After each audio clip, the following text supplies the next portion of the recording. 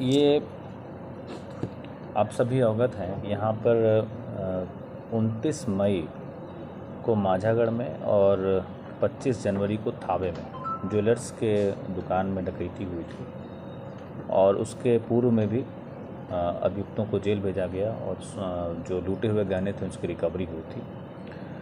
गोपालगंज जिले का एकमात्र जनसेवा हॉस्पिटल, जहां आयुष्मान भारत के तहत गरीब मरीजों का हर्निया, अपेंडिक्स, हाइड्रोसिल, पथरी आदि रोगों का मुफ्त में ऑपरेशन किया जाता है। मरीज का रहना, खाना एवं घर जाने पर मुफ्त में मेडिसिन भी दिया जाता है। जनसेवा हॉस्पिटल का पता आर्ट्स कॉलेज रोड, चिराईघर के पूरब, गोपालगंज। निदेशक doctor Rajesh Barnwal. Mobile number 94,714 32,814।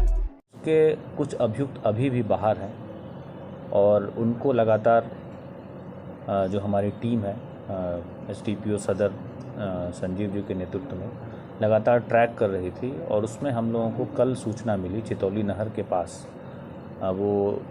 उस ग्रुप के लोग वहाँ पे कुछ अपराध कारित करने के लिए आने वाले हैं।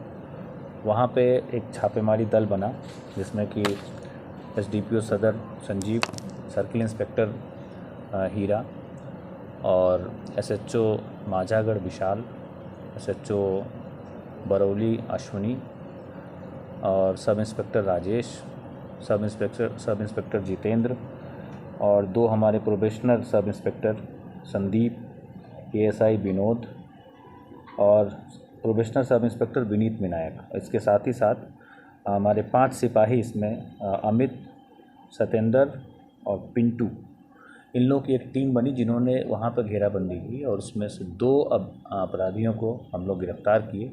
उसमें से एक अपराधी तो इन दोनों डकैती में शामिल था और एक अन्य अपराधी जो कि सिवान के एक मर्डर केस में, सिसवन का चांदपुर OP है सिवान में, वहाँ के एक मर्डर केस में वांटेड था, उसको हम लोग गिरफ्तार किए और उसके पास से पिस्टल, जिंदा कारतूस और चरस भी कुछ बरामद हुआ।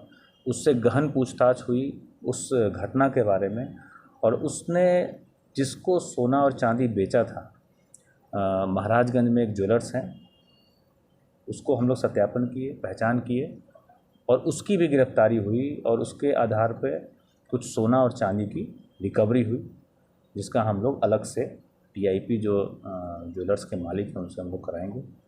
और कुल 3 व्यक्तियों को गिरफ्तार किया गया है और इन सभी को जेल भेजा जा रहा है। सर, इसके पहले भी इसमें गिरफ्तारियाँ हुई?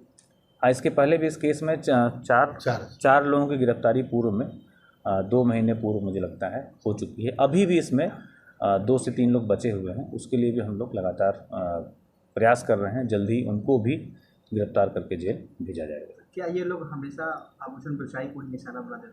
मैं आपको बताना चाहूँगा कि जिसमें सोनू है, ये 3 डकैती की घटना, 2 लूट की घटना और 1 डकैती की योजना बनाने की घटना में वांछित है। और बाकी जो दूसरा है विवेक, उसका मैंने बताया कि वो एक मर्डर के केस में भी वांटेड है।